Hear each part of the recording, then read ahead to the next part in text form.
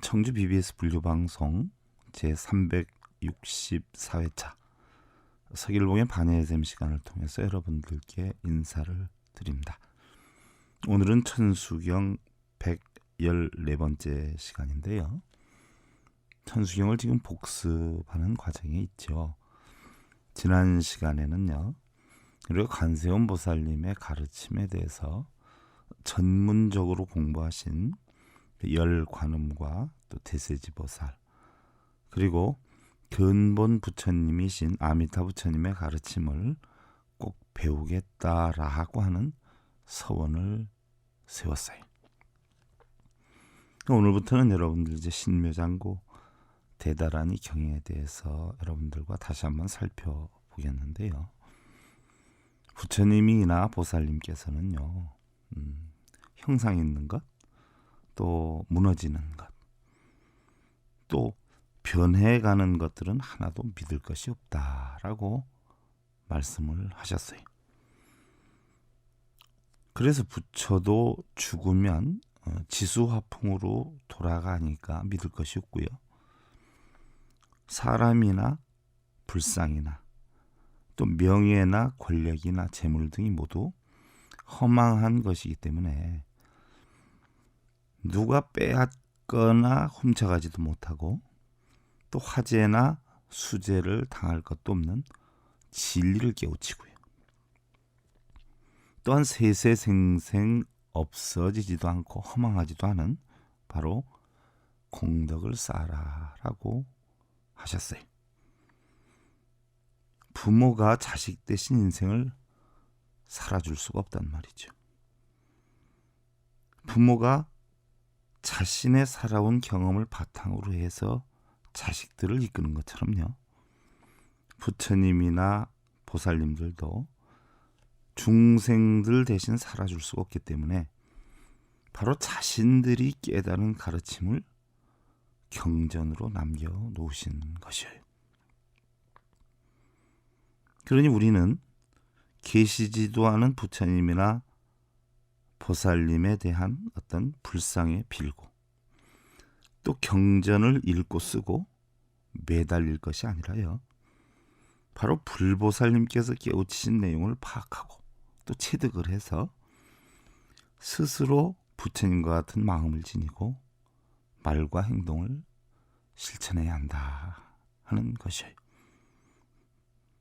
그래서 관세음 보살님께서도 바로 중생들의 가장 큰 번뇌는요, 무명으로 인한 탐진치에 의한 것이기 때문에 바로 신묘장구 대다라니를 통해서 탐진치로 인한 무명의 번뇌를 끊도록 가르침을 주신 것이. 근데 우리 대부분의 불자님들은요, 신묘장구 대다라니 경이 신통묘용한 긴 구절로 된 큰 참된 말이다, 진언이다 해서 그것을 많이 읽거나 많이 쓰면 복이 많이 형성되는 줄 그렇게 알고 있어요. 심지어 어떤 스님들은요, 이 내용의 뜻이 너무나 신통묘용하기 때문에 해석을 하려 한다거나 이 뜻을 풀려고 하면 자칫 부처님이나 관세음보살님의 가르침을 함축시킬 수도 있기 때문에 풀려고 할 것이 아니라 그대로 많이 쓰고 읽다 보면 자연히 그러한 내용을 알게 된다, 이렇게 말씀하시는 분들도 계세요. 여러분들, 제가 영어는 잘 못하는데요, to be or not to be, that is the question. 자, 무슨 뜻인지 정확히 모르는 사람들에게 to be or not to be, that is question. to be or not to be, that is question. 이거를 계속 반복해서 천독이고 만독이고 읽게 되면 무엇을 얻을 수 있을까요? 뜻을 모르는 분들에게 이것을 1000번이고 10,000번이고 쓰게 하면 과연 그분은 여기에서 어떤 깨달음을 이룰 수가 있겠느냐 하는 이야기죠. 하물며 신묘장구 대다라니 경의 내용도 영문도 우리가 모르고 계속 읽거나 쓰면 과연 여기에서 무엇을 얻을 수가 있겠냐는 얘기예요. 또 어떤 분들은요, 부처님이나 보살님께서는 형상 있는 것이나 무너지는 것이나 변해가는 것들을 하나도 믿을 것이 없다라고 했는데, 형상 있는 것도 믿을 것이 없다라고 했는데 형상이 없는 이런 경전의 내용을 반복해서 읽게 하고요. 이것을 읽다 보면 신중들이 옆에 와서 앉아있다라고 하고 신중들이 함께 동참을 해서 여러분들에게 복락을 줄 것이다, 이렇게 말씀하시는 분들도 계셔요. 또 어떤 분들은 천독이고 만독이고 그걸 계속 시키고 사경을 시키고 그걸 다 하면 회양을 하면서 불공기도를 하면 복락이 온다라고 가르치면서 기도비를 또 받는 경우의 분들도 계세요. 제가 아까 말씀을 드렸듯이 to be or not to be, that is question 이라는 용어를 영문도 모르고 읽고 반복해서 아무리 써본들 그 뜻에 대해서 알겠냐는 얘기예요. to be, 사느냐, or not to be, 죽느냐, that is question, 그것이 문제로다 하는 내용을 알게 되면 천독이고 만독이고 쓸 필요도 없고요, 천독이고 만독이고 뭐예요? 읽을 필요도 없다는 얘기예요. 한 번만 그 뜻을 알아서 그 뜻에 대한 내용을 내 마음 깊숙이 새겨놓다라고 하면은 그 말에 대한 깊이를 자기 마음속 깊이 새겨지게 되어서 그 말에 대한 자신의 소신과 마음의 다짐으로서 자기 인생을 만들어갈 수 있다 하는 이야기.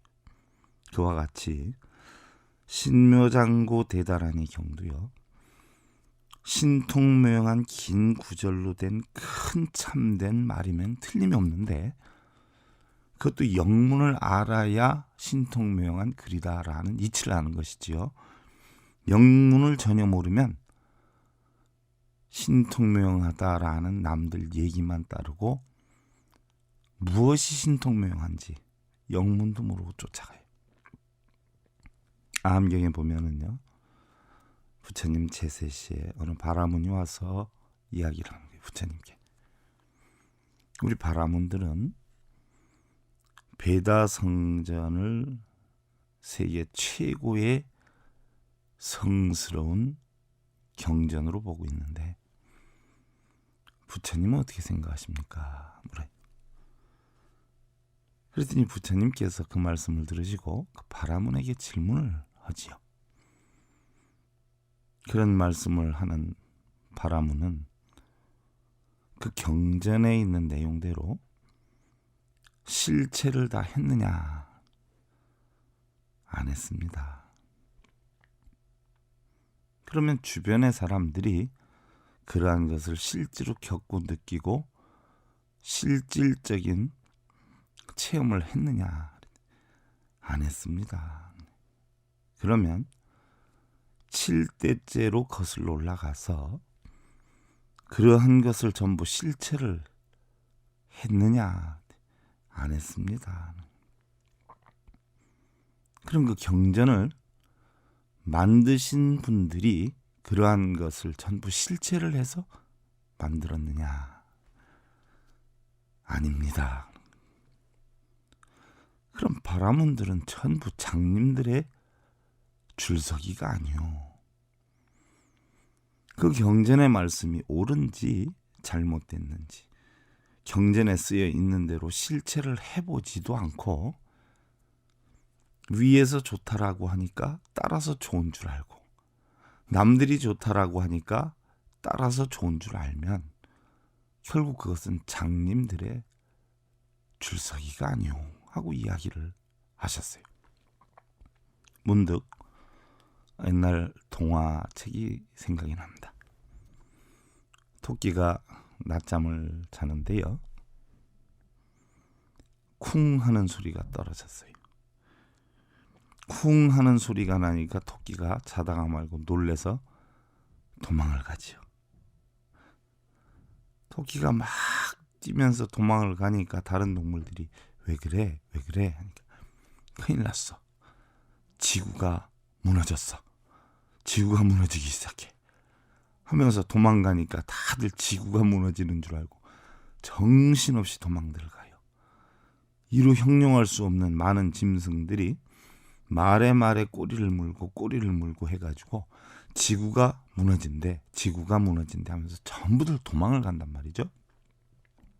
그러다 나중에 사자가 있는 곳까지 왔어요. 전부들 도망가니까 사자가 왜 그렇게 뛰고들 난리들인가 물으니까 지구가 멸망한대요. 지구가 무너진대요. 누가 그러든가. 그랬더니 다른 짐승이 그랬어요. 다른 짐승 누가 그랬는가? 그랬더니 노루가 그랬어요. 노루한테 물어보니 사슴이 그랬어요. 사슴한테 물어보니 또 다른 동물이 그랬어요. 하고 하다 보니까 나중에 토끼한테 얘기를 들었어요. 하는 데까지 가게 돼요. 그래서 토끼한테 지구가 무너지는 걸 봤느냐 그랬더니 보지는 않았는데 잠을 자는데 쿵 하고 지구가 무너지는 소리가 들려서 그래서 지구가 무너지는 줄 알고 달아났던 것이다 라고 얘기를 하죠. 그럼 어느 곳에서 그랬는가 가보자 하고 가보니까 바로 토끼가 자던 그 옆에는 뭐가 있었어요? 사과가 하나 떨어져 있었어요. 사과 떨어지는 소리에 지구가 무너지는 것으로 혼자 생각을 하고 도망가면서 모든 짐승들이 다 지구가 무너진다라는 사실로 알고 도망을 가게 됐던 것이 바로 그와 같다는 얘기.